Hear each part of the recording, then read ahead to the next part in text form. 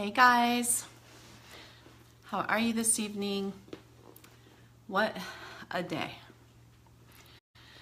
It's Monday, October 2nd, and probably like me, you woke up to some horrifying news today. Or maybe last night before you went to bed. So today is one of those days on the planet that doesn't feel normal. It feels a little discombobulated, a little disassociated, a little out of sorts, right? So I'm going to give you guys a little bit of time to join me here. I know I'm a couple minutes late than what I thought I was going to be. I was actually just doing a session, fitting someone else in last minute, and I needed to clear my energy from that before I could start this. And so that's actually a little bit of what I wanted to talk to you guys about tonight, was how to manage energy, because there is a lot of it in our atmosphere right now. There has been for a while, for a long time. And for any of my friends, period, I don't know that you would consider yourself human if you aren't feeling the density of heaviness, thickness, stress, fear that's in our world right now. But especially for someone who has, the aspect of being extremely empathic or extremely sensitive. Maybe as a child you were told you're too sensitive, you're so dramatic, right? But for those of you who know you're empaths, or you think something's off because you're not like everyone else, then that is, then I want to speak to you too. So I'm speaking to everybody, but especially my empathic, sensitive friends, because this is a time that we're feeling things really heavily, not only in our own experience and how we're assimilating things and processing things that can't be understood, but how the world is processing it, and how our community is processing it, and how our kids and our communities and how everyone's being affected. And then, my gosh, I mean, just tune into Facebook for a couple minutes or turn on the news for 30 seconds and you're just going to feel this attack of emotion, right, and energy. And a lot of people just don't know how to manage that. Today, it was so interesting because I actually had a friend spending the night with me last night. And this morning, we stayed up till real late, of course, chatting and talking and catching up. And this morning, about almost 8 o'clock in the morning, she came running out to where I was and woke me up and said, "Trina, there's a mass shooting in Vegas at a country music festival, and wake up, like, Trina, something's happening." I just saw it on my phone, and so I just woke up, into that. It felt very 9/11-ish, and I've noticed some other people have said that today too, and maybe posted that on my Facebook. It felt very much like that morning when I woke up with the news and then turned on my TV in time to see the second tower. Even though this happened last night, I felt it this morning. Anyways, I woke up into that, and then immediately I was managing energy. I was taking it in for myself. I was watching my friend go through her waves of sadness and feeling sick and feeling scared and feeling helpless and feel, just all the waves, right? And then my text started going off, my messages and my phone started ringing. And then I had sessions as well, people that I was coaching. And of course, each session began with the news of the day. And later in the day, so I answered every call, every message, every text that I could today, really encouraging people, supporting people where they were. And by the way, my first thought this morning was, I need to cancel my Facebook Live tonight. That seems so unimportant. That seems like something I don't want to be promoting today, because when I actually had the idea to do a Facebook Live this week, it wasn't to discuss this. It wasn't. Right? Do you ever just have plans and then something else completely obliterates them? And I remember how much, I was so excited. I was like, oh, this is going to be fun. I'm going to answer everybody's questions, and there's just going to be this synergy, and we're going to have fun, and everybody's going to feel like, oh, aha, and have their aha moments, and this is going to be great. And then I wake up today getting ready for my Facebook Live, and I'm like, this isn't a fun energy, right? So how many of you are feeling that? And when I thought I should cancel this,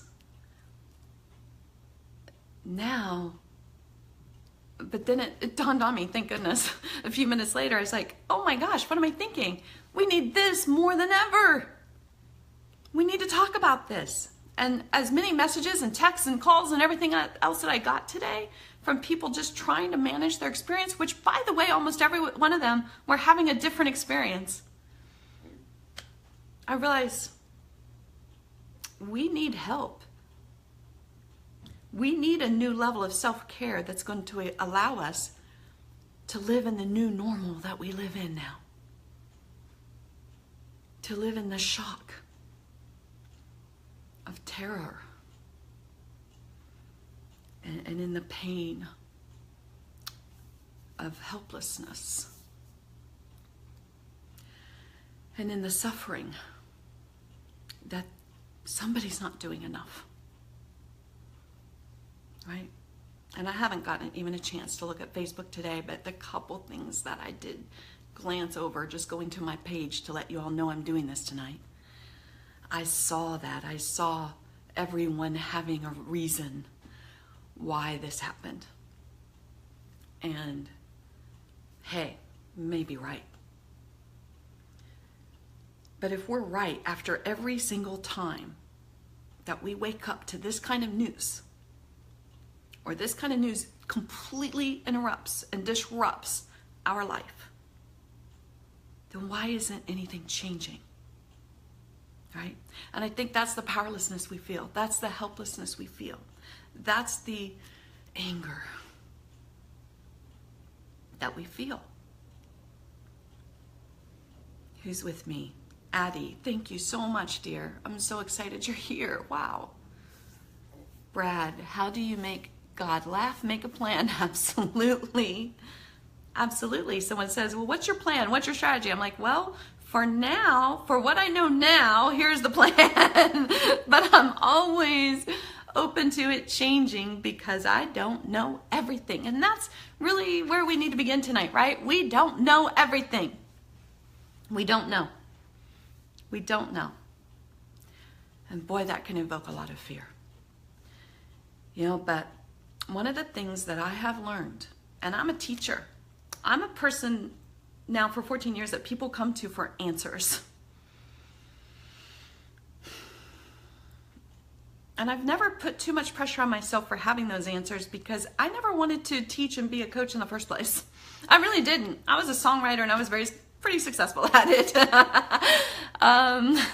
So this coaching thing was really a calling that pulled me into it by necessity, because all of my friends in the music business and all the people I was working with, the new artists that I was working with, were really suffering and struggling with their life and their beliefs and their fears and their emotions.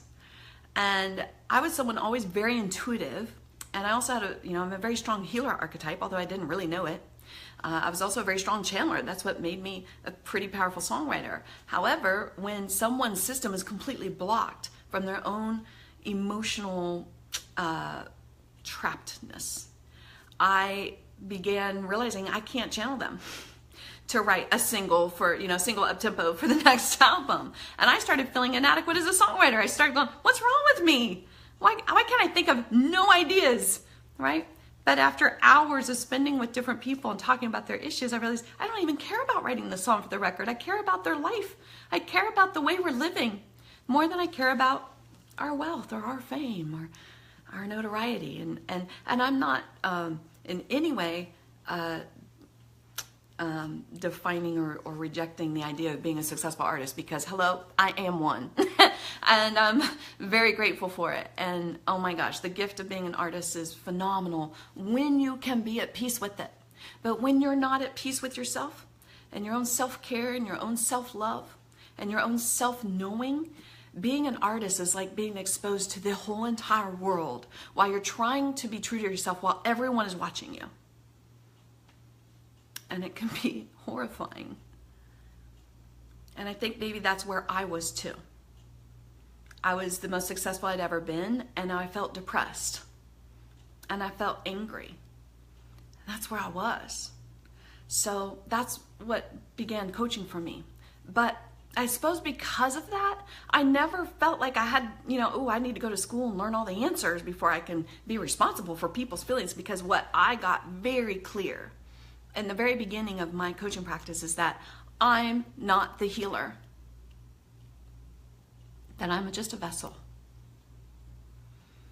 And for you tonight, Kevin Black,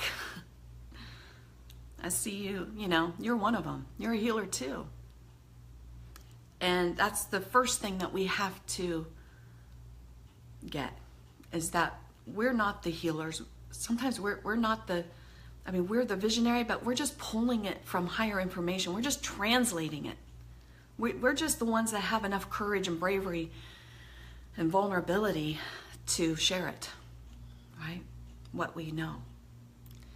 And so I always knew that I'm just the faucet, I'm not the water. So I don't have to have the answers. When someone asks me a question, I say, I don't know, let's ask. But it always comes. So the one thing that I've learned through this whole journey of being coach is that the idea that we need to understand everything is very overestimated in our humanness. This idea that we could understand everything, that there's something that we're missing. And I know this is really difficult for the people who have very logical minds, where their logical thinking comes first. I've never had that problem. I am a right-brained artist all the way. I've always assimilated things emotionally. If it felt peaceful, it was true. If it felt good, it was aligned. If it felt bad, there was something off, right? So, and I didn't care if it was right or wrong. I just always went by how I felt. Well, mostly, except for the years I didn't trust myself at all. And I would do what other people felt and what other people thought. But that's another subject. And we can even get into that tonight too if you want to. If you have questions and you're looking forward to asking me some, self questions, self-love questions, relationship questions, self-worth questions, anything like that, I'm happy to answer those tonight for you. I'm happy to, because it's all the same thing. How we assimilate events like today. I haven't even watched the news since 10 a.m. this morning, but last time I looked, 59 people, innocent people, lost their lives, enjoying the one thing that heals us most on this planet, music.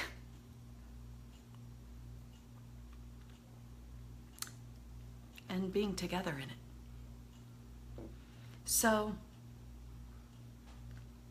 how do we understand? How do we understand something that's ununderstandable, that's incomprehensible? We don't. And after events like this, we tend to do, one of a few things. Number one, we sit in trying to understand it. Our mind races, we can't sleep, we wake up, why? Why is this happening? How did this happen? We look for who to blame. We get angry, right? But we stick in the why. Why is this happening? And even when we experience a personal tragedy in our own lives, a personal loss, a personal shock, a personal relationship change, that kind of comes out of the blue. Or even those that we see coming, but we just don't admit it till the end, right?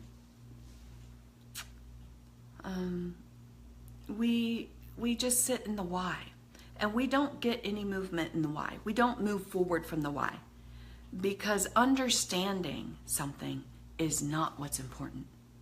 So I want you to get that tonight first. Understanding why is not a priority. It's not really beneficial to you. And if it is, it'll always come up for you. Some people come to me and they're so used to therapy that they just start telling me all their history and all their parents' issues and all their memories and everything else like that. And yes, it's true. In some sessions, we do use that stuff. But I always say, why are you starting there? We need to just stick with what's current today. How are you feeling right now? What's going on right now? What are you worried about right now? Not what's in the past. Because we don't, and what I'm finding about healing work is that if we don't need to know what happened in the past that created the thing today, we don't need to know. Like, it's not that important. So do you see how hard, like we spend so much effort trying to figure things out, trying to connect the dots. And I always say, if something's important, even a memory, you know, I'll say sometimes, you know, people, what was your childhood like? And they're like, you know, I just don't remember. I said, that's fine then. If we needed to remember, we would. Spirit always gives us the answer. But a lot of the time, we're not asking the right questions. We're asking, why? Why? Why? So one of the first things we have to do is move to a better question, which is, what can I do about this pain that I'm feeling? What can I do about it? How can I help this? How can I contribute to this moving forward? What am I to do? What is my role in this? What am I to learn? What am I to heal? Sometimes things happen in the world right now, and it's just triggering for us. It's just triggering the way that we were abused when we were a child, or the racist abuse that we experienced when we were younger, or today. The lack of freedom that we sometimes feel in our lives. You know, we get triggered. And so the question isn't why. The question is, what do you want me to know, God? God, what do you want me to do with this? What can I do? Where am I being moved? And it always shows up in your feeling. You might have an urge to be there for someone that you normally wouldn't think to call. You might feel the urge to donate blood and you've never donated blood before. You may feel the urge to donate money and you feel broke. You feel like, these months are kind of tight. But all of a sudden you just feel this need to donate whatever you can. You may feel the need to help someone out that has nothing to do with the event, but they're in need and you just feel like you need to help them. You may just feel the urge to be kinder, to be more patient, to be slower in your life, to slow down. You may feel the urge to just be more aware and more awake. Today, I had a good friend call, a young girl who said she just had to cancel everything today, but she did get outside. She went to the gym and she, you know, said that she just let herself exist in the not normalness of the day. And she said she was hyper-focused on how people were existing. Meaning hyper-focused on how people were feeling, how they were managing, and how they were just existing in the world. Some were just pretending like it never happened. Some were, you know, already fixated on their own problems and their own stuff and just forgetting about it. Some were deeply affected. She wasn't judging them. She was just aware of how people were feeling. And how many times do we go to the gym to be aware of how people are feeling? We're usually not that conscious. We're not really ever looking around us. Sometimes even in our own relationships at home, we're not really even prioritizing, I wonder how they're doing. I wonder how they're feeling. I wonder if they need a hug. I have a dear artist friend and client who just went through her own personal tragedy, but so gracefully that she inspires me so much how gracefully she has moved through an extreme tragedy, not much like the one we witnessed today. And at her concerts now, when she was able to feel strong enough to be able to give again in music, I told her, well, you're there to receive as much as you're there to give. And she was scared about what she might receive. But she really took that to heart. And I'll tell you what, she went to her concert and said, I could really use a hug. And I'm a good hugger. So if you feel like you need a hug, or you just want to come give me a hug, Why don't you do that during the intermission and while you guys are leaving? And she said people stood in line to give hugs and to get hugs. She said so many people had similar stories, similar pain, similar things they were suppressing, and they needed the hug as much as she did. And to be that vulnerable, to just go, I care about how you all are doing. I care about how I'm doing. Let's hug each other and just love each other through it. That's what I call the purpose of suffering. It's the purpose of suffering. If you notice, if you study any of the ascended masters, on the earth, whether it's Jesus Christ or Buddha or Mother Mary or, anyone, you will see that they all have a story of suffering, a story that includes suffering. And it's actually it's so powerful that sometimes that's the story that we remember the most is the stories in which they suffered, the time that they suffered. But if we really look at that history closely, the moral of the story was not about suffering. It was about overcoming suffering. And it was about enduring suffering. It was about loving, being disrupted by the suffering, but then evolving into a deeper love, a more wide awake love, a more expansive love than they were before, whether it was in the form of enlightenment or ascension or transformation or healing, right? So we're in the same cycle right now. We're seeing a lot of suffering. We're being triggered in a lot of ways that create suffering for us. And they say from a human perspective that suffering can be defined as you're attached to the idea that it should be different, or that we're attached to the idea that we're lacking something. And, after an event like today in Vegas, it's easy to sit back and go, yeah, we're lacking a lot of things. We're lacking gun control laws. We're lacking awareness of mental illness and how effective it is. We're lacking security in the hotels. We're lacking just common humanity. We're lacking compassion. We're lacking, right? If the ego looks for evidence that it's right, it will find it. We will look for things to fear. If we are looking for what's wrong, we will see it. But from a spiritual perspective, it says nothing is wrong. And you have done nothing wrong. Yes, there are evil people in the world. Yes, humans do some freaking evil things to each other. Hurt people. But God always uses that evil for good. Love always wins. And sometimes it's the only way we see ourselves to real love, to expansive love, to unconditional love, is through the disruption of suffering. So that's where suffering does have a purpose. We may not understand what it means, how it happened, why it happened now, but we know that it will be used to awaken, to not just be aware. I'm so tired of charities for awareness. How much more aware do we have to get? We need help for depression. We need help for mental illness. We need change in some of our laws. We need help with how to manage emotions. So, for instance, my awakening today was, don't cancel your Facebook Live. Do it.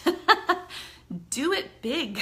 Do it hard. Do it for the most uncomfortable thing that you can talk about today, which is suffering, when everyone's suffering and probably doesn't feel like talking about it. Do it anyways, and do it on a page that nobody's ever been before, except for your sister and your niece. And Jenny and Marla, I see you. Thank you. You're always supporting me, my biggest cheerleaders, my biggest fans. You're the two that like every post on this page. And now I'm having to move everything over to this page, so it's vulnerable. It's uncomfortable. Because I want everyone to get this. I want everyone who normally sees me to see me. Tonight, especially. But, that was my awareness today. Is like, no, lean into the uncomfortable. Do it. Have a tough conversation. It's what people need. It's what we need. If anyone's still here, let me know that that's what you need, that this can help in some way. Of course, if you have any questions, please ask me. Okay, so what I'm really getting at here is when we ask the bigger questions, what can I do about it? We're going to be moved into a direction. Don't judge it if it seems small or ineffective or if it is something that would help or not. Like, we can't judge it this way, guys, because what we are experiencing now are spiritual problems in the universe. We're not looking at man-made problems that man can solve alone. These are deeper spiritual disconnect issues, okay, in every way. And so sometimes it doesn't feel like what we do could make a difference, but trust me, when the collective joins together in a frequency of love, in no matter how you discover that in yourself, how you raise that for yourself, it makes a difference. It absolutely makes a difference. This is why every story was about the overcoming of suffering and the difference that was made by their state of being, as opposed to they did all this good and then it was for nothing, right? Which is kind of how we feel some days, like today. So when you ask the bigger question, you follow that guidance. Now, some of you, what I really want to talk to tonight is people who can't follow the guidance because you're too overwhelmed. You're too overwhelmed in the sadness. You're too overwhelmed in the dissociation.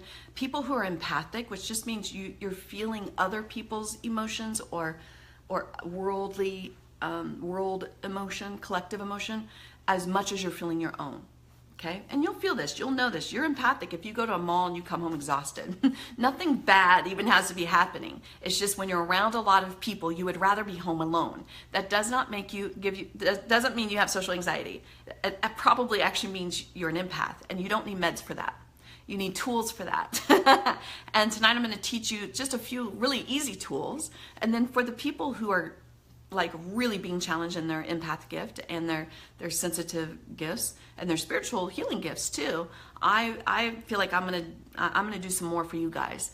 And I actually wanted to do a video today teaching an energy meditation that helps you release all the energy that's not your own, as well as claim back the energy that is. And I'm gonna do a video of that and get it for free and offer it to you guys. And I'll probably do it the next day or two. As soon as, probably tomorrow, I'll have it. I just didn't have even a single second today. But that's what I felt to do. That was the instinct that came to me. Okay, God, what can I do about this? Oh, Trina, teach people how to manage their own energy so that they can actually make a difference. Okay, so that's what I'm going to do. But tonight I want to give you a few things, a few simple things. And what I'm talking about here is self-care. Now, for the last let's see, what is this, 2017? For the last, about 4 or 5 years, I always attract people who are very intuitive into my life, who prophesize over me. Not always, I often do. And every one of them usually has a message. It'll always come through as like, this is weird, this is strange, this is out of the blue. But there's always a message that either makes sense later or it comes to me right at the right time. And it's just God uses people to talk to me sometimes. I don't know. Maybe I'm stubborn and I just am not listening that well on my own. But I love it. I love that God uses people to talk to me. Do you guys have that in your life sometimes? Well, I do. And probably at least 4 to 5 people in the last 4 or 5 years have said to me, you need a new level of self-care for your life. You need more self-care. And after a while, I was getting really frustrated because I'm like, guys, I'm doing everything I can. I do, 1, 2, 3, 4, and I do this, like everything is self-care I do. And I'm really conscious of it. I clear after every session. I, set boundaries. I take sea salt baths. I do all this stuff. And every one of them said, no, You need a new level of self-care for what's coming. Not for what exists right now. Right now you're doing fine. But you need to start thinking of a new level, up-leveling your self-care for what is coming. So you can imagine me for the last few years going, what is coming? Now my empathic self could have gotten really super scared about that and really anxious and really fearful. But I thought, you know, thankfully I can assimilate the truth in things. And the truth was God was saying, no, I'm preparing you. Don't worry, I got you. But I'm preparing you for something that you don't understand yet. And I felt like I actually got a glimpse of that just this past year. That moment that everybody said, there's something coming. And I don't know if this was it or not. This is just my best guess so far. But the only moment that's happened since then that I went, ooh, this is what was coming, was the night that Trump got elected. And not because I'm a political person or even navigate in the political world, because I don't. I vote and I care. But I don't get too wrapped up in it because I'm a truth teller. And when I can't intuit or when I can't feel the whole truth in something, I tend to not give it a lot of attention. That's just me. You know, God is my president. I just stick in alignment with what brings me peace. So, and just, you know, I'm responsible for things I'm responsible for in my life. But when Trump was elected president, I felt this overwhelming anxiety, this overwhelming unsettledness. Sorry, I can't even find my words today. That's my emotion, and this emotion happened at the same time. I felt an unsettledness. I felt a panic attack for the first time in my life.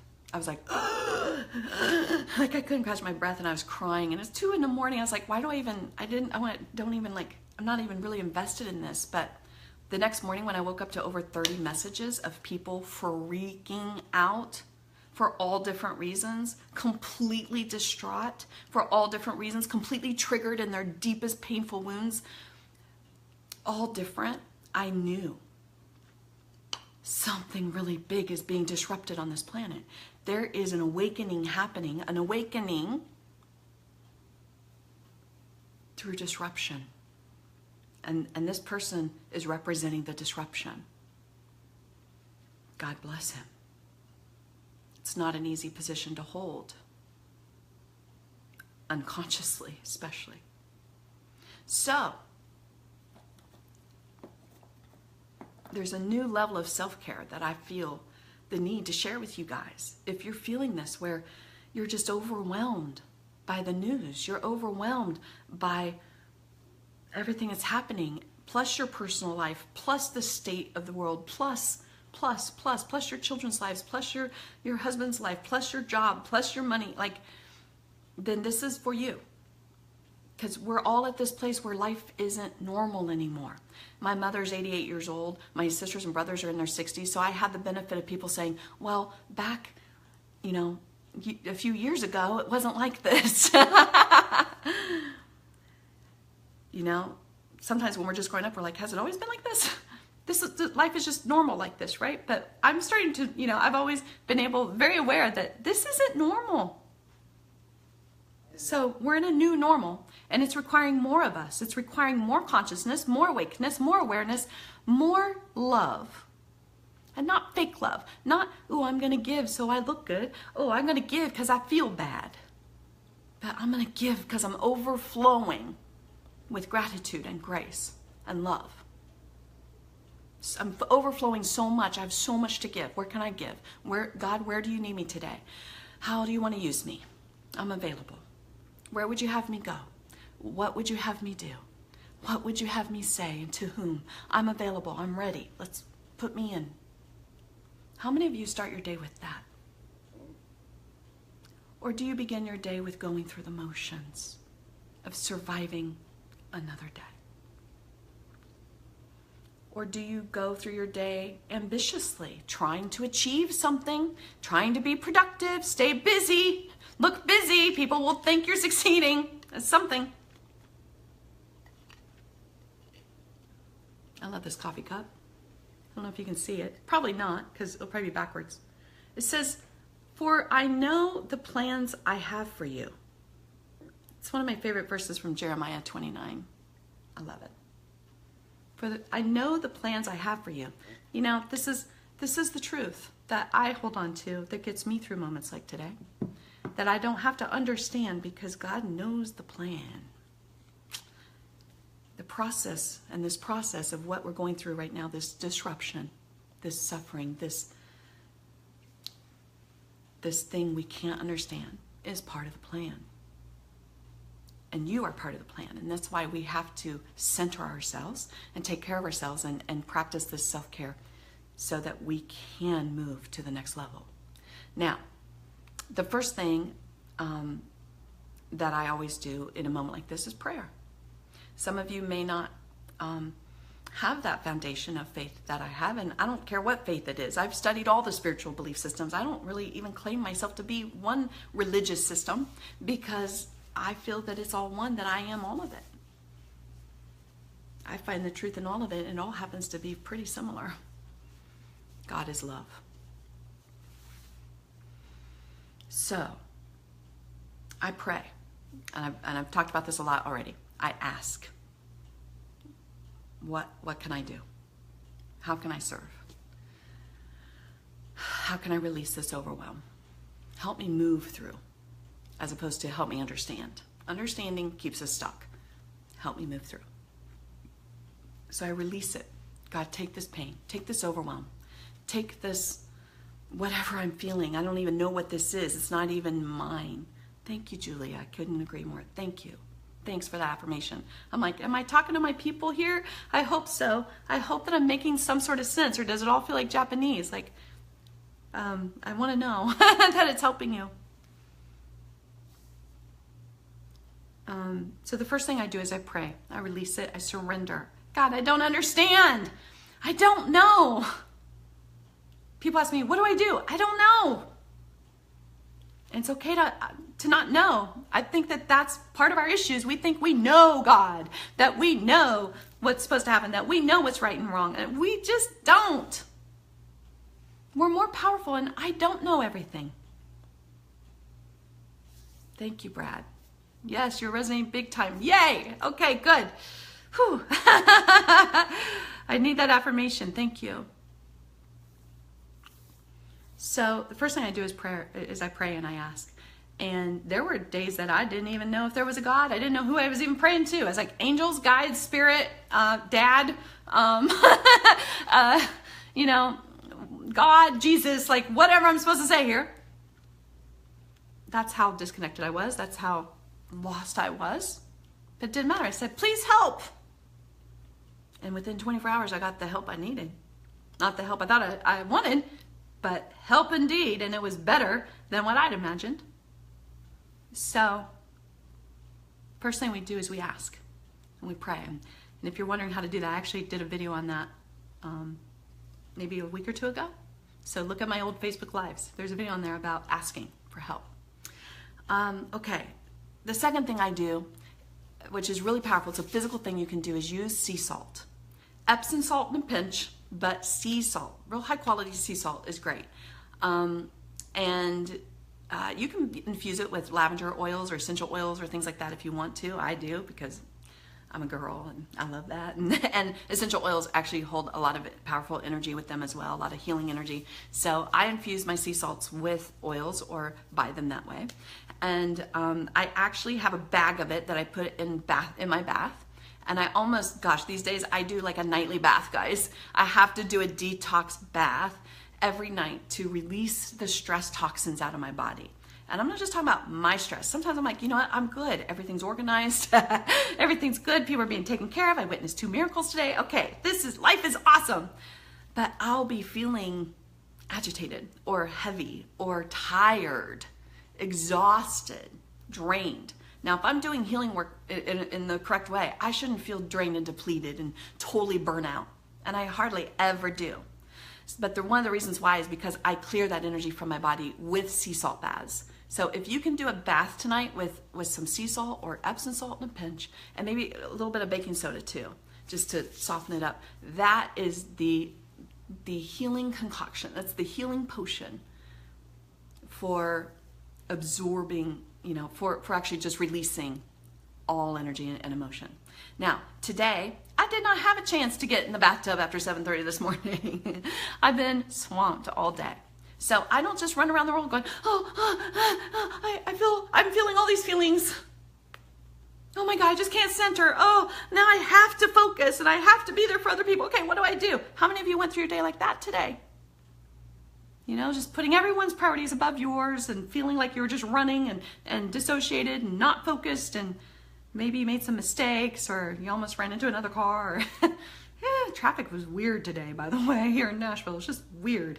I felt like I should not be driving this car. Felt like everyone was not thinking straight. Anyways, so what I did is I just took some sea salt, rubbed it in my hands underwater, and some up here in my arms, and I just cleared energy. And after every session, I probably did it 4 times today. After certain texts, after certain phone calls, or anytime I just felt this wave. I went on Facebook the one time, right, to post some things, and I saw a few posts go by, and I was like, oh, people are really feeling this. I just did sea salt. Okay. All right, let me see. Some of you are writing some things here. Julia, no, it makes perfect sense. Gosh, I should get my glasses. This looks so funny to me on my videos when I don't have my glasses and I'm like squinting to see. Now you all know. My eyesight's getting worse as I get older. Okay.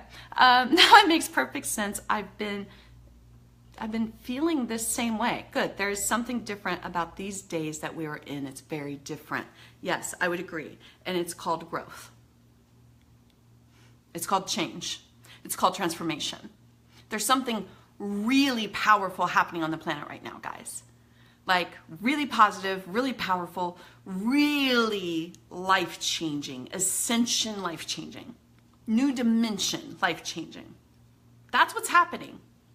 It just doesn't feel like that right now because we're in the disruption process where it breaks everything old down to the ground. Everything that's not working is being destructed. It's being blown up. Okay? Everything. So you're in a relationship that's not aligned, you're going to start feeling massive pressure in it. You're in a job that is not aligned with your true calling, you're going to start feeling a lot of dis-ease at the career, in the career place. You aren't managing your emotional being at all. You're just suppressing. You're going to have a lot of depression right now. Okay, and I want to talk about depression too. We're going to get to that. So yes, Julie, you're exactly right. Brad, I haven't been able to fit in a bathtub since I was 10. Oh, thanks for making me laugh. Yes, you are. If I remember correctly, you're one tall being. Well, you're going to need to up-level your house and get a new bathtub. Get a hot tub. That's what you need. You need a hot tub, my friend. Even in the shower, though. Even in the shower, just rub down with sea salt all over your body. It truly helps. Okay. Addie, I'm going to do it. Can I add a glass of wine to my sea salt bath? Okay. Here's the thing. I have no judgment about wine. I love wine, and I'm all for a good glass of wine at the end of the night. Here's the thing, though, about alcohol. There's nothing that lowers your vibration more than alcohol or drugs. So, as we're trying to raise our frequency out of lower vibrational emotions, such as pain, confusion, sadness, anger, guilt, shame, worry, doubt, fear, when we're trying to raise our frequency out of that, wine is not going to do that. Wine doesn't make us feel better. It makes us feel it makes us feel more distant from it. Okay, that's why you wake up the next day and the same problems exist. A good wine night doesn't do it, doesn't heal us. It just coats the pain for a little bit. Okay, so if you need a good glass of wine tonight and you can enjoy it fully and just know that that's to calm your system or to soothe your nerves and that's your intention tonight, then go do it. If your intention is to raise your frequency and to be a part of the change and to really start contributing to the change that's happening within you as well as outside of you, because all of this disruption, if you're here tonight, it's because there's a disruption happening in you too. That you're feeling it on this big level because you're to play a part in this. Either through your own healing, where you're being triggered now, Oh, Addie, so no wine. I'm sorry, girl. I have to tell the truth. Okay? But, you know, you want to be, we need to be awake. Like I said, we need a whole new level of self-care, not to just survive this. I'm not talking to you guys about surviving. I'm talking to you so that we can change life, so that we can change these things, so we can not only just exist, but that we can alter and evolve and help the people in the world that would never think to even be curious of such a thing. That it doesn't even resonate in their mind that it's possible. The hopelessness and the helplessness and the powerlessness in this world is outstanding. To give all of our authority to one man who's president of the United States is unbelievable to me. Why would we ever do that? That will never feel safe. That will never feel comfortable. Even if it's the best president we've ever had in the history of the United States, it will never feel totally safe because we will always be dependent on someone else to share our values, to share our ideals, to share our intuition.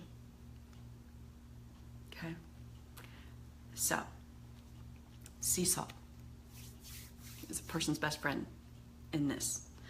The next thing is nature. Nature has a really powerful grounding energy to it. So if you can even get outside. So today I had a client that I drove to his house and he was a couple minutes late and I was there a couple minutes early.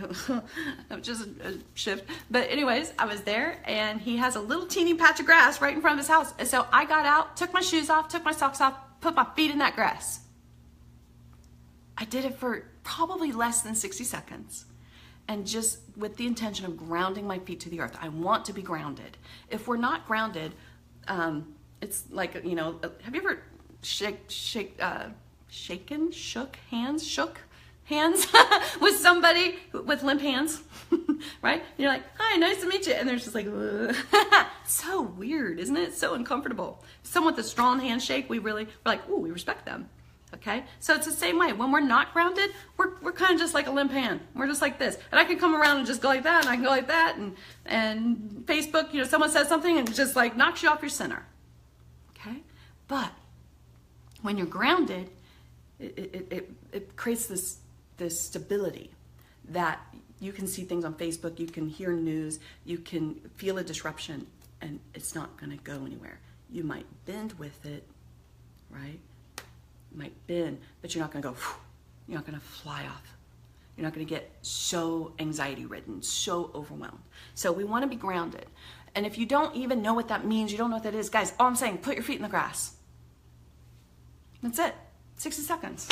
Done. With the intention. Okay? Go to a place. Here in Nashville, we have a place called Radnor Lake. It's just filled with trees and water and earth and ground and rock. And for a good day of grounding, I go hike there for an hour and I touch trees and I just breathe in that air and just, you know, get my feet in that earth. And that's grounding. Okay, so wherever you are, maybe you can go hiking or something like that. But like I said, I always have options for when I have time, and I always have options for when I feel like I don't have time. So grounding is really important right now. The other thing that can really help is this thing called EFT.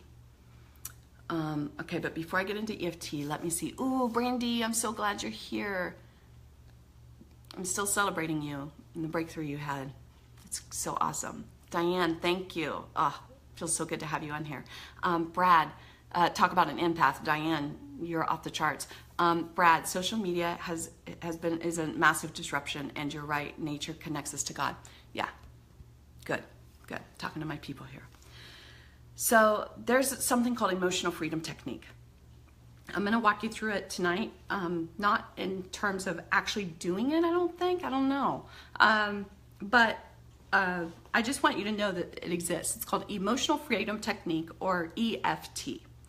And it's basically a form of acupuncture, but without the needles. So those of you who are scared of needles can get the same effect basically through what we call tapping. Okay, some of you might have seen this before, and some of you might go, what? All right, so what I want to do is just let you know that you can Google EFT, or especially on YouTube, and there's hundreds, if not thousands of videos of different people walking you through EFT for anxiety, EFT for sadness, EFT for grief, EFT for anger. And you can pick any person that resonates with you, and they'll walk you through a tapping sequence for those things. I want you to just get familiar with that this is available to us, okay? And I actually do a short form of tapping when I'm doing trauma healing with people.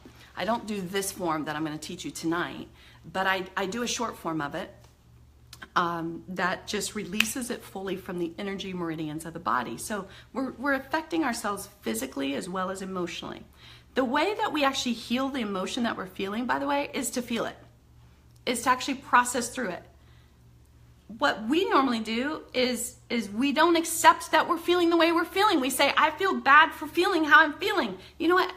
Today I had a phone call with a woman who's been so depressed, so low, so outside of her right-minded thinking for a while now.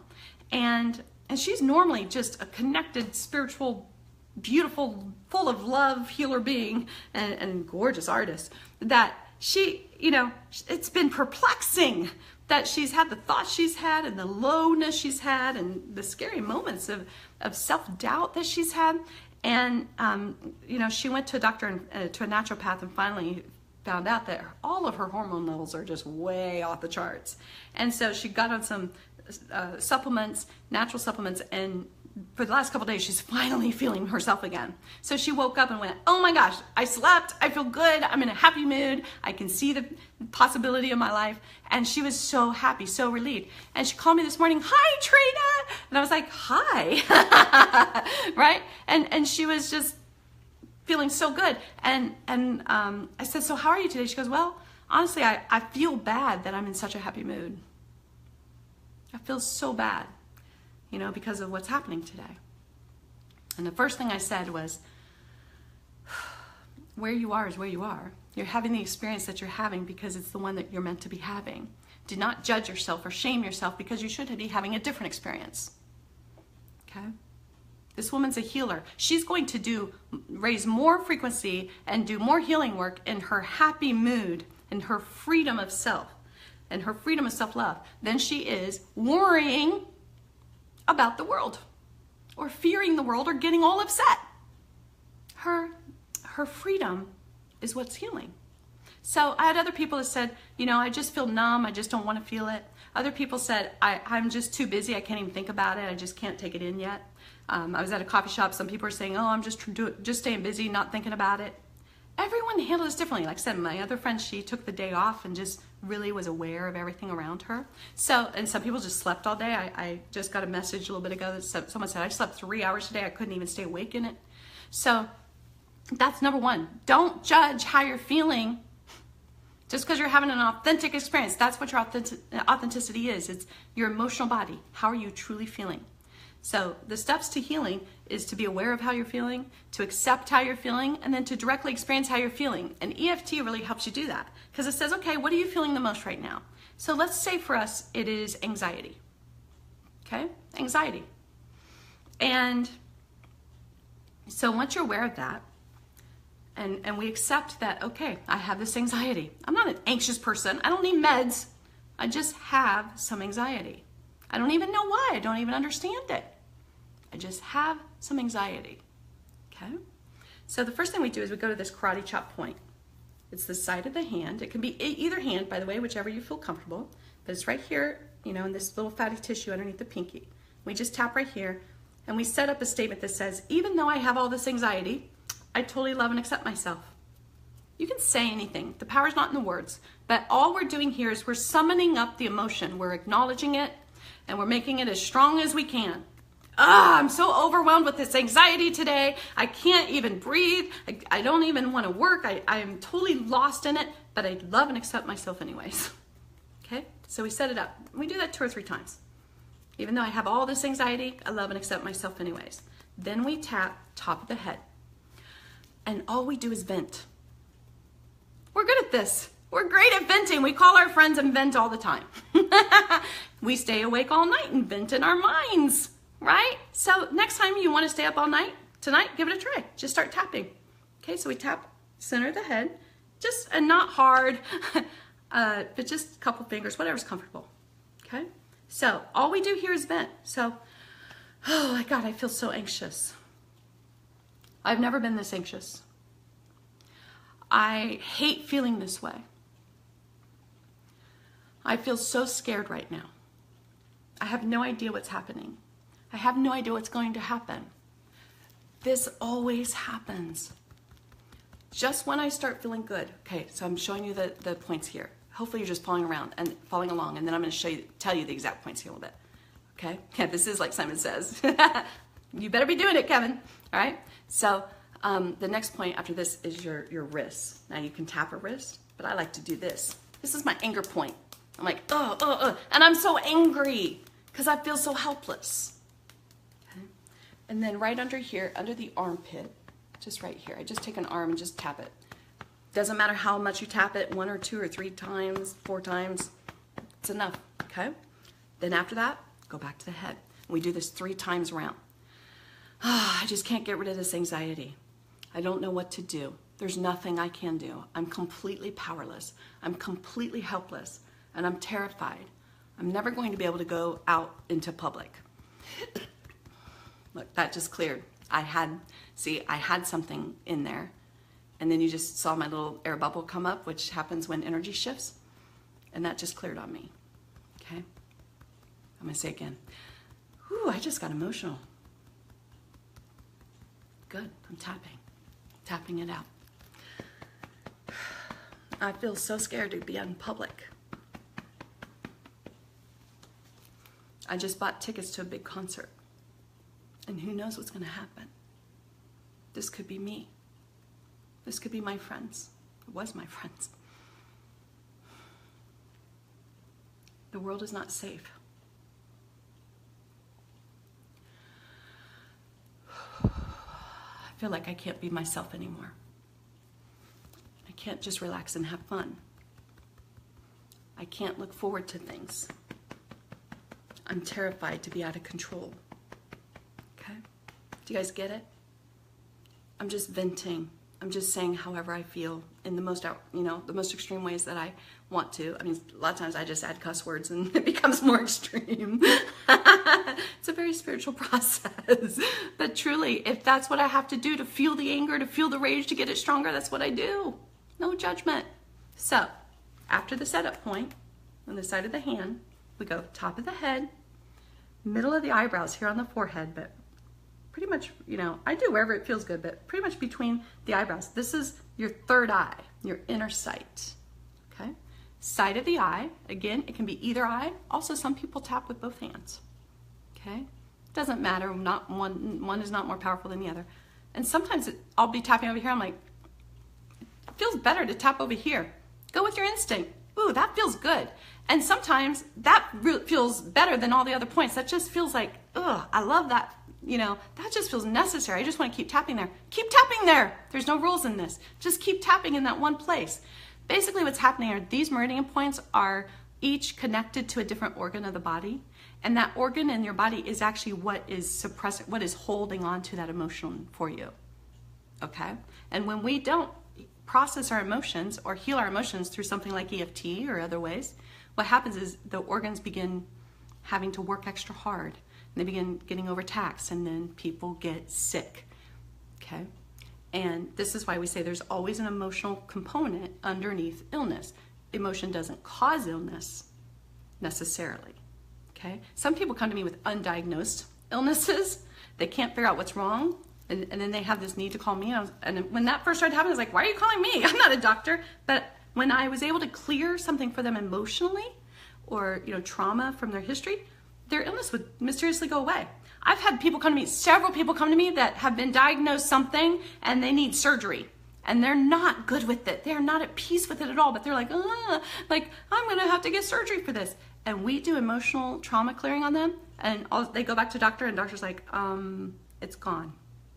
And they don't need the surgery anymore. So, very, very powerful stuff. Okay. Disease, dis-ease. Yes, dis-ease in the mind creates disease in the body, okay? So, top of the head, in between the eyebrows, side of the eye, okay? Under the eye, under the nose, in this indention in your chin, right underneath your lower lip, not bottom of your chin, the indention of their chin. Okay. Hi, Rob. Oh, I haven't talked to you in a long time. Oh, I could use a big Rob hug right now. Okay. Thanks for joining.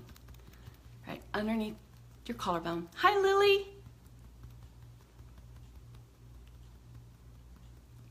I love your energy on my page. Thank you. Please come to my page every day and say hi. Ooh, guys, I'm overwhelmed. Hey. We all need each other. We all just need each other. When we're with each other, when we're together, everything's going to be okay. Okie dokie. All right, good, Lily. All right, so collarbone, under the armpit. I'm sorry, I usually do the wrist first. Wrists, okay, under the armpit.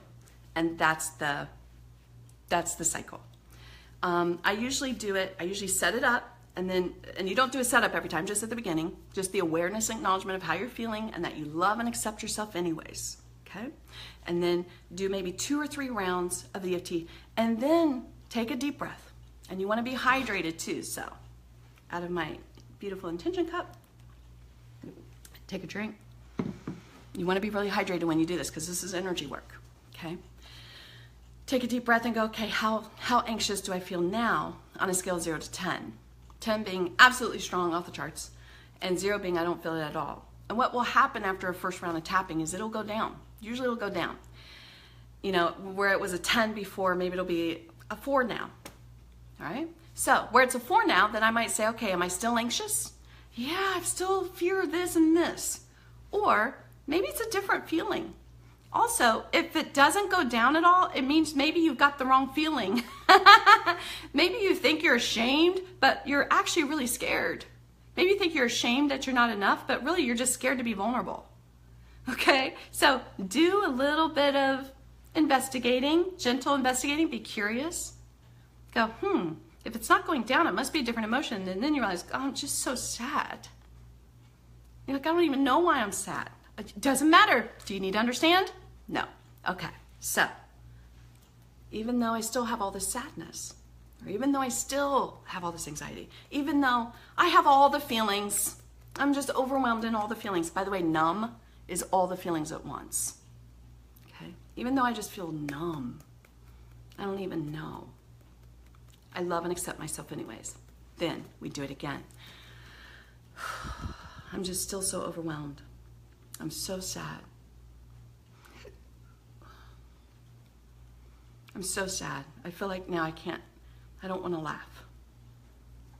I don't want to be myself. I don't want to look forward to good things. I feel so sad.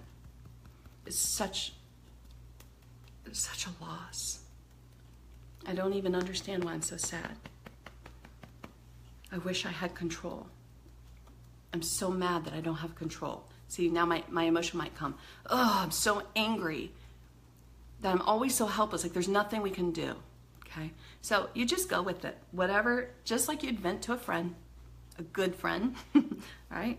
That's what you're gonna do here. But you're not gonna censor yourself of, oh, I shouldn't feel that way, or, ooh, that's not Christian, or, oh, okay? You're just gonna be real.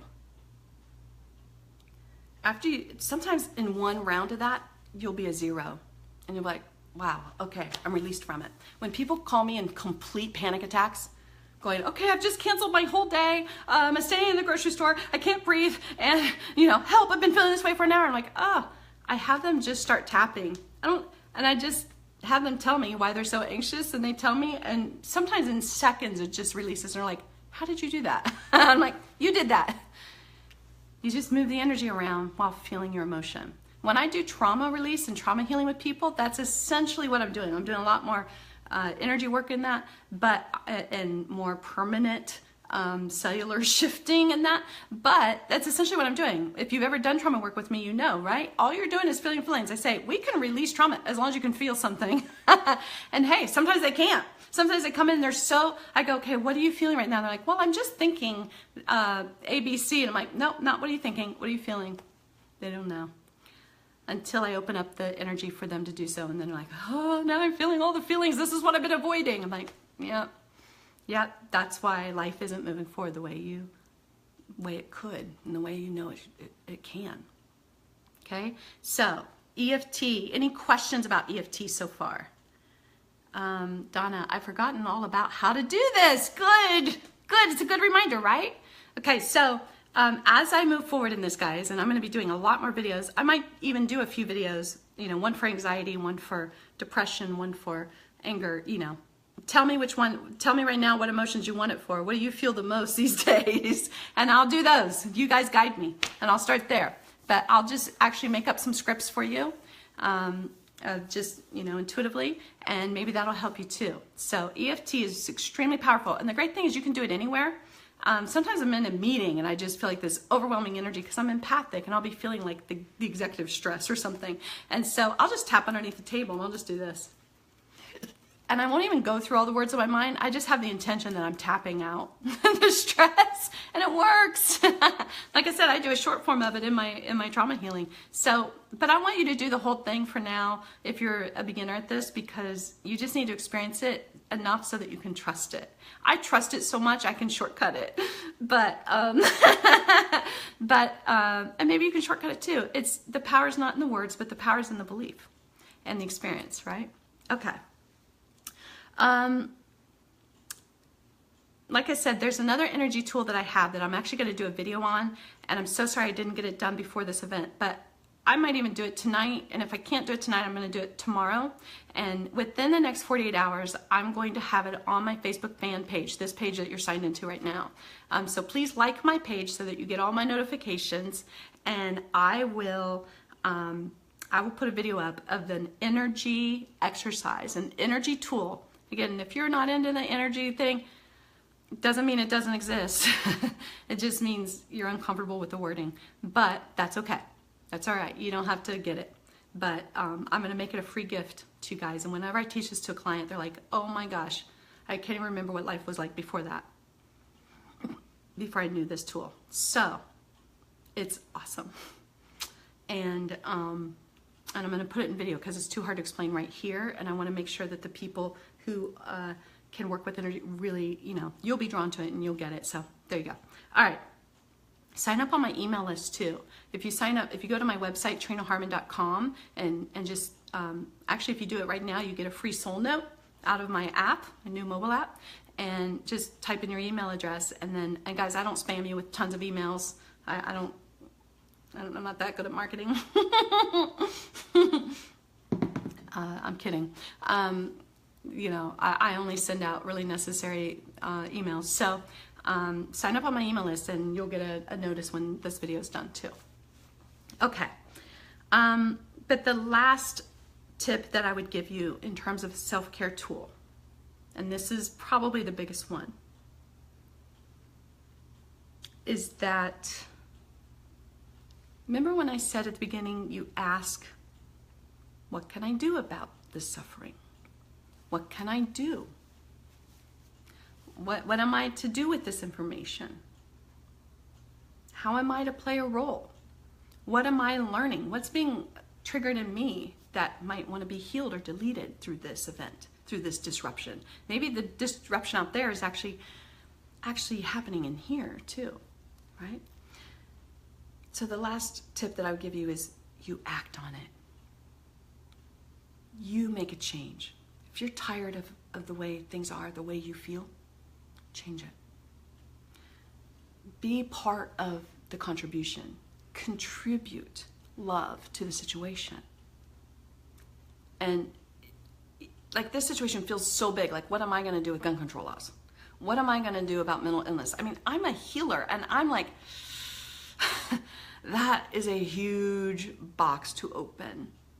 I've been deeply affected. I lost everything in my life due to mental illness, someone else's mental illness. You know, for years I was scared of it, but I was shocked. I was stunned when it happened to me. All the people in my life that I knew that had dealt with mental illness in their own families or in themselves even, I had no idea. And I knew some of these people 15, 20 years. They never talked about it. But I was hearing all the time, oh, my mother's bipolar. Oh, I have a brother that's schizophrenic. Oh, my dad was always manic depressive. I'm going, what? So, you know, wherever you're meant to make a contribution is going to come up clearly to you, even if it's giving money or donating blood or, like I said, helping someone, being kinder to people on the streets, being more patient, praying more for people. Maybe you'll feel a calling to begin helping mentally ill, to begin protesting or being a part of the change of organizations. You know, maybe you'll feel a need to call your senator or, you know, things like that. Go ahead and make a change. Be a part of the contribution, because the only way that we get our power back is to choose to do something with the power that we have. And I always say our personal power in life is our free will to choose. So we don't have to choose suffering. And this is really controversial, guys, but what I always hear in my sessions, and I'm a channeler, so I'm not even saying this is what I believe. I'm saying this is what I hear is your suffering is an option. Suffering is a choice. It's kind of like the first time that one of my coaches told me my depression was a choice. And I was like, no. That just hits me out of the blue. It just comes out of nowhere. It can happen on any day, at any occasion. Nothing has to happen. And she's like, yes, and it's a choice. She actually even went so far as calling it my addiction. I was like, what? She's like, well, what's the first thing you crave to do when you're in a conflict or a difficult feeling state? I was like, go home, get in bed, pull up the covers, get food that zombies me out, and I watch TV until I'm numb. She says, yeah, that's your drug. That's your drink to escape. Your addiction is your depression. I was like, whoa, that blew my mind. And so the next few days, as I chose depression, she's like, if you're going to choose it, enjoy it. Choose it and be in it. Choose it and accept it, allow it. But the next few days, as I tried to enjoy depression as a choice, I couldn't do it anymore. I couldn't do it anymore. It felt unsettling to lay in bed all day and watch TV and be numb and let the phone ring. It felt unsettling. Where before it felt comforting in a way. It felt easier. And now it was harder when it became a choice. Isn't that incredible? And I've never been in that deep depression since. I've had, you know, bouts of depressiveness, which I call a spiritual depression. This is why I want to talk about this, you guys. But it was always a choice. So what I'm saying, your last tool, before I talk about depression, your last tool is to choose to do something. And don't think of it so big as like, okay, what do I do about Vegas?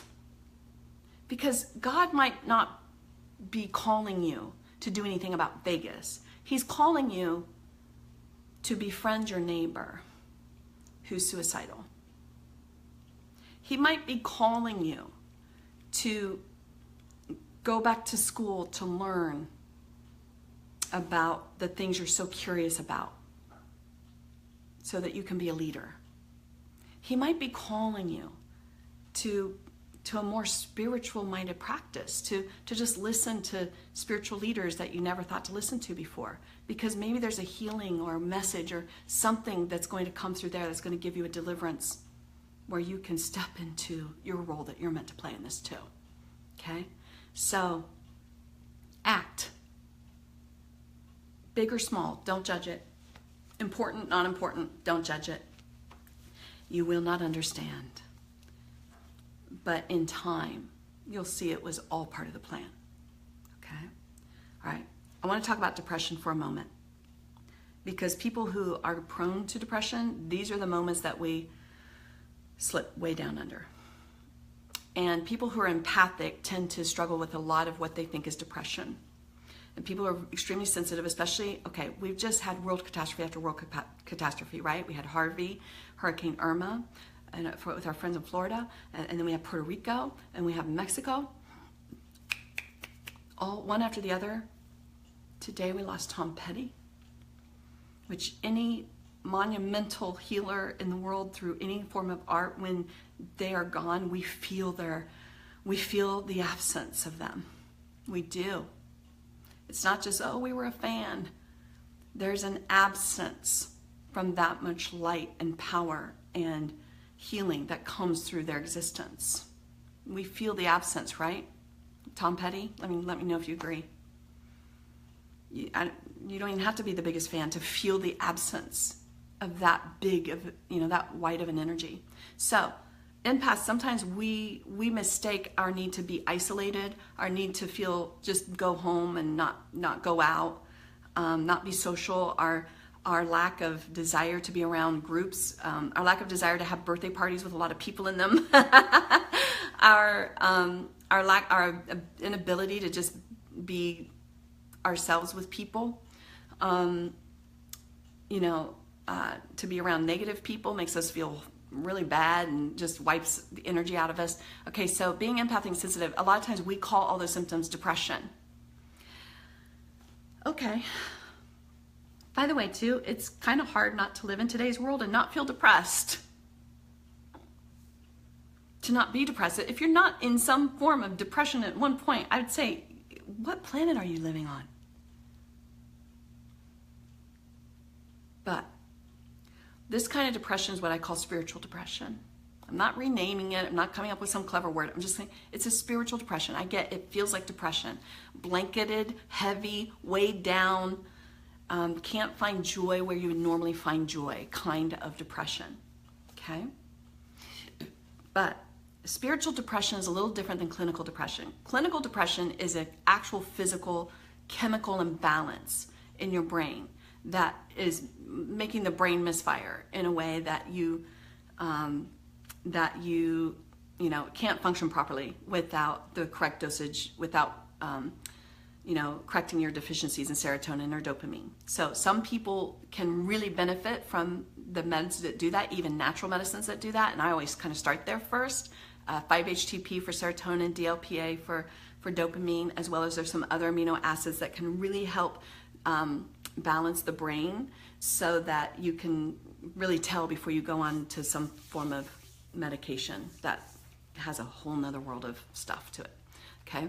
And often I also say if someone says, oh, I've just always been resistant to medication, I don't even know why, I just never wanted to do it, then I want you to know that might be your intuition saying, yeah, your body's doesn't really need the medication, it needs something else. Okay. Not always. Some people are bipolar, and the sheer symptom of bipolar is to be in denial that there's a problem, so they don't ever need medication. Okay, so I'm not saying always, guys, but in a lot of cases, especially you guys that are sitting here with me tonight, for most of you, this is the case. Okay, so spiritual depression, here's the healing message and the loving message of spiritual depression. It says your most authentic self is trying to be born, trying to be revealed, trying to be rebirthed. Your most authentic self is trying to be revealed. It says what's been buried in the unconscious for so long now wants to come up to the surface to be released. But what happens in depression? We don't want to feel anything. We feel angry, we shove it down. We feel sad, we shove it down. We feel grief, we don't understand it, we shut it down. We feel overwhelmed, we shut it down. We feel shame. Oh God, we don't want anybody to see that. Hide it. Pretend, confidence, fake it till you make it. Right? So, when we suppress emotion for that long, the body begins screaming. And it says, slow down, lay down, sleep.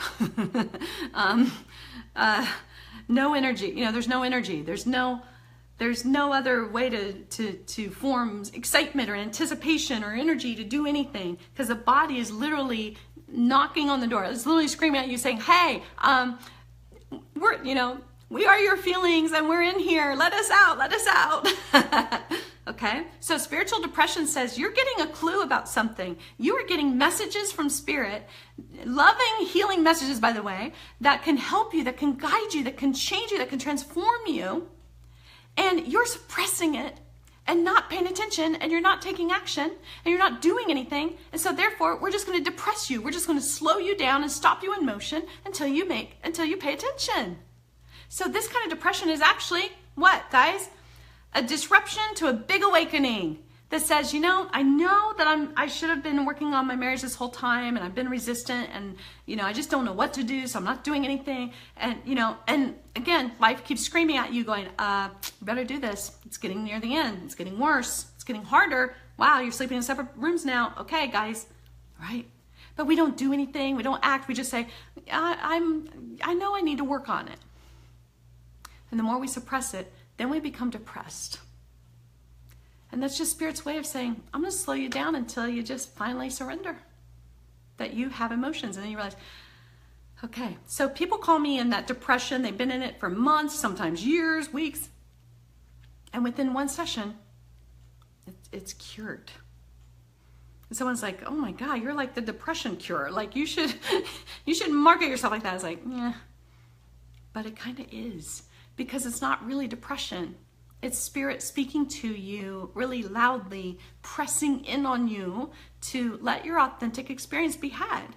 And the authentic experience, remember, your authenticity is your emotional body. It's the experience you're having. That's why every single person today that called me and said, I'm numb, I'm happy, I feel guilty, I can't work, I just slept through it, I'm feeling overwhelmed, I'm having an anxiety attack, it is my birthday and I feel guilty for not wanting to deal with it,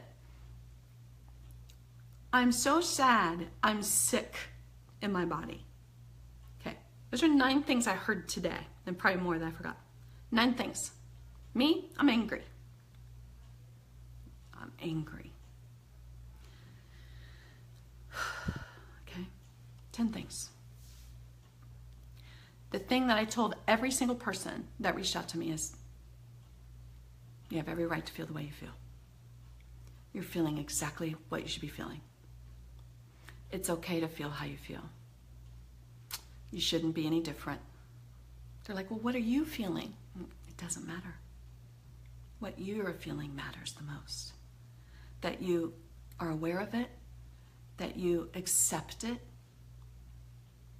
that you allow it and experience it all the way through. And if you have to not go to work to do that, then do that. If you have to work but then carve out an hour tonight to take a hot sea salt bath, then you're going to do that. You know, sometimes, hey, I woke up in disarray and anger and sadness and confusion and fear and waves of everything, and this was also my music community. And when it hits my music community, it hits me. These people are my family. Even the ones I don't know, they're my family.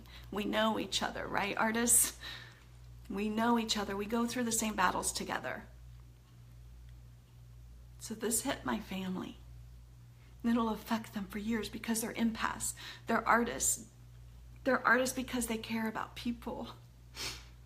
So for this to happen in a music event, like with Ariana Grande, with Jason Aldean, or anyone that perform in these places, this will stay with them forever. They are forever changed, and they will forever work not to release it, but to make a difference from it, because that's their gift, is to absorb the world's pain and create healing. This is a wake-up call for us.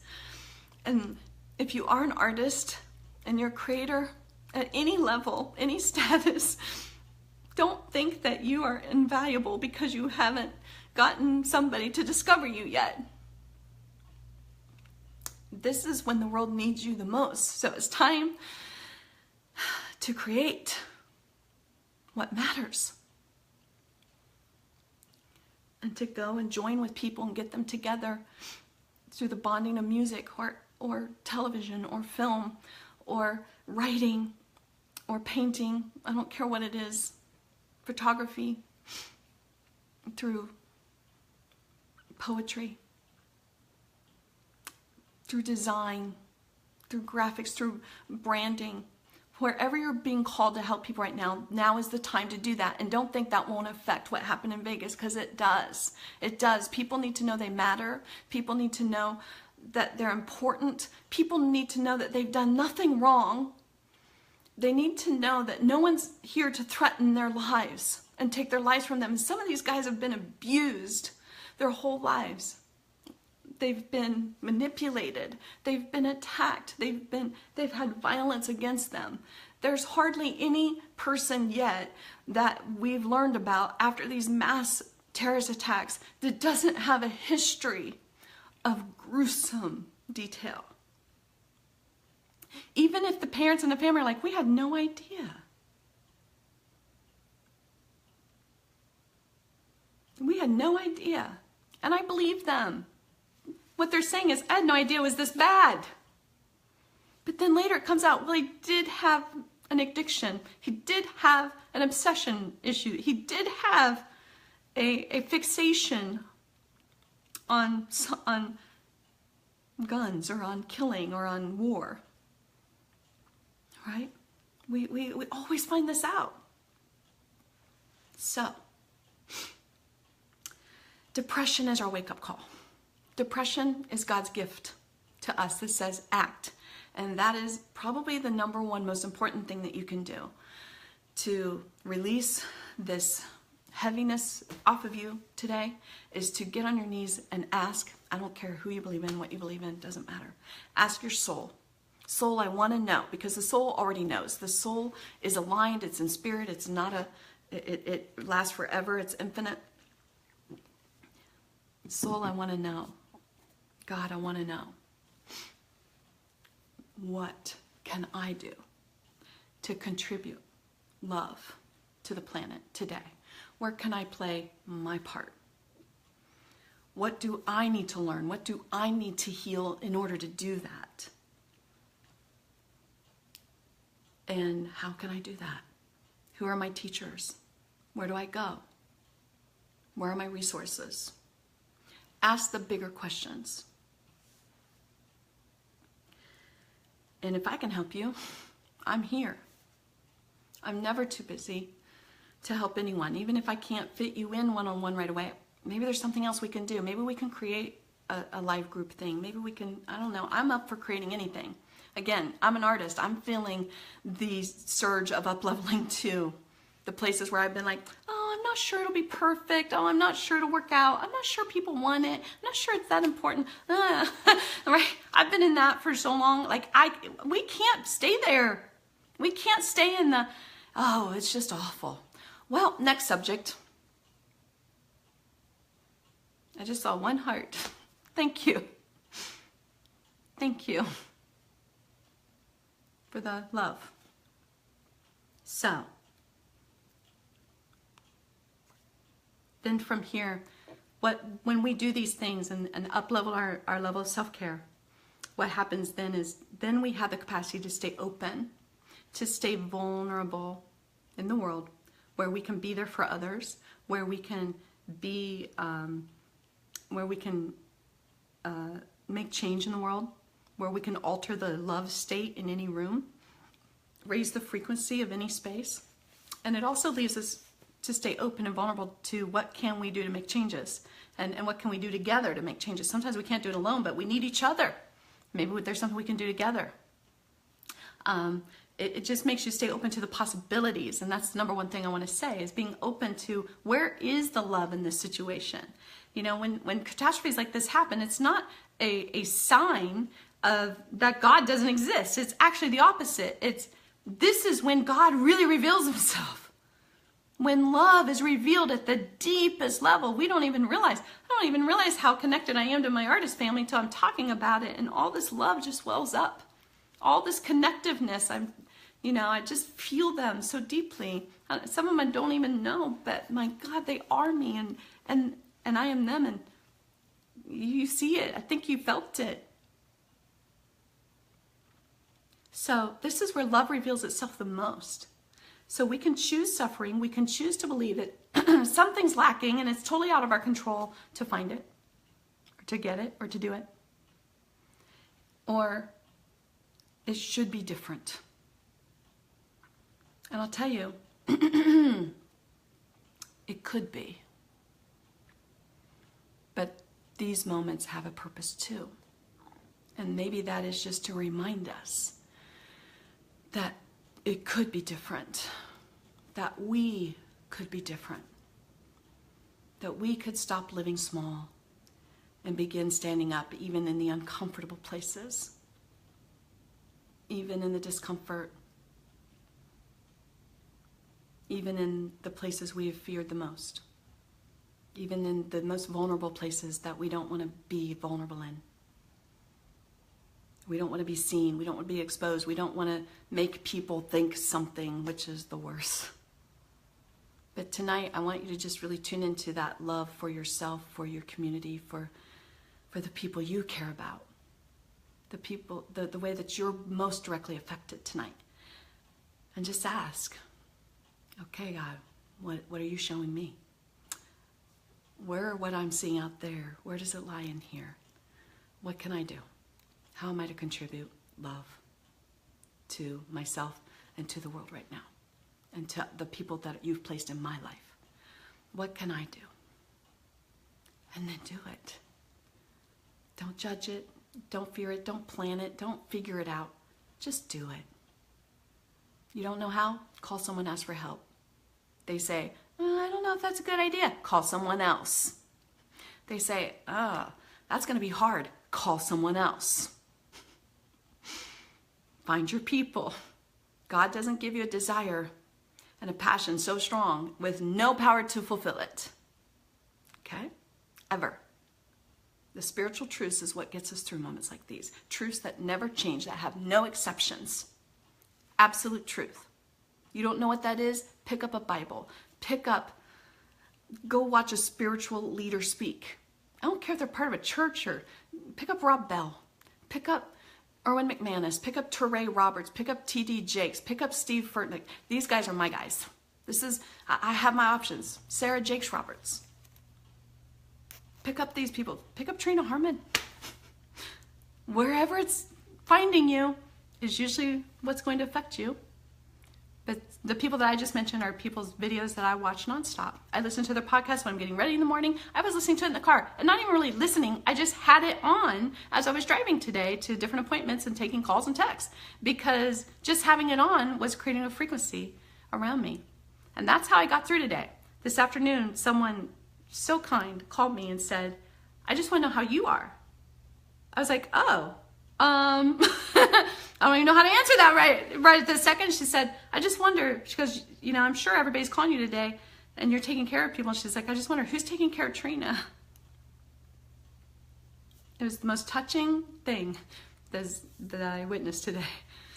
But I was like, what's so amazing is that I can have all this energy coming for me and towards me. The negative, the positive, the hurt, the pain, all of the stuff. And I don't get overwhelmed because I have these tools, because I know how to manage energy.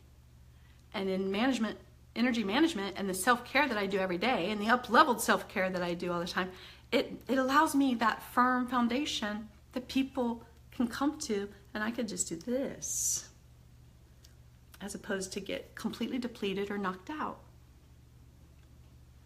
And it just felt so good to be able to say, I'm good. I'm sad. I'm angry. I'm obviously having emotions. You've seen them all tonight. And I'm at peace. And this is the choice: suffering or peace.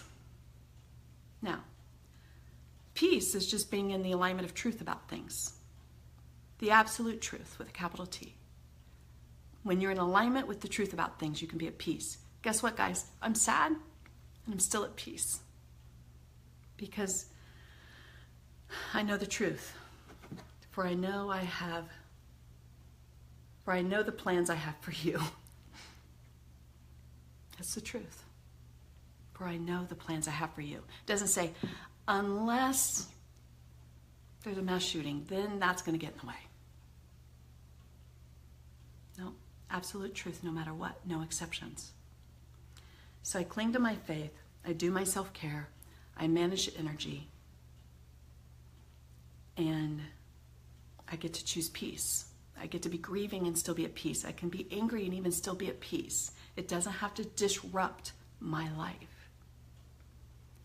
While I care very, very deeply and do my part to change everything I can change. Anything that God's putting me to alter people's lives right now, my own life right now, is happening because I'm choosing peace instead of suffering. I know nothing's lacking. I know things need to change, but nothing's lacking. God is not lacking. God is not going, oh no, what's happening? Nothing's happening. Nothing's lacking. We haven't done anything wrong. There's nothing to fear. We are loved. Those are core truths. And boy, on days like today, it's a little harder to remember and put into practice, but it is the truth. It's the thing that gives me the most peace. So, if there's no questions, thank you for all the love, you guys. I'm seeing so much love. And I'm so grateful that you're here tonight with me. I don't even know what time it is where you are, but thank you so much, and for hanging late. And hey, if this moved you in any way, or you know people that are struggling in the suffering, share this video with them, please. That's how you can help. Maybe that's how you can help. Maybe you're here tonight because you're going to impact lives through this information. So if you get a feeling or an instinct to share this with someone or everyone, please do. And let me know how I can help you more. If you're struggling in a way, EFT isn't doing it, anything like that, call me, reach out to me. We'll figure out a way to work together, and maybe I can help you. Also, remember, I'm going to do a video in the next 48 hours. Somehow, some way. I'm gonna invent time, and I'm gonna do this video because it's really important to me.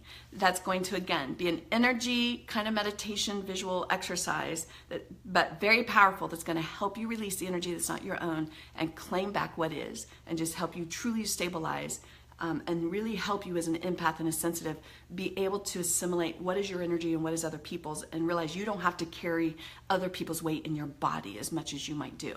So a lot of people, a lot of stomach bloating these days with the hurricane energy. So a lot of pain in the digestive system. So if you're experiencing that kind of stuff, reach out to me, confirm to me, let me know. I'll do this video, and if we need to do more, hey, I'll create an entire course. I'll do that. I'm ready. I'm so ready. All right, guys, I love you. And I'm so grateful for you. And anyone in Vegas that might see this, we are praying for you. We've got you. We are backing you up. And God has got you. And we pray peace over your souls tonight and forever from here on. All right, guys. Good night.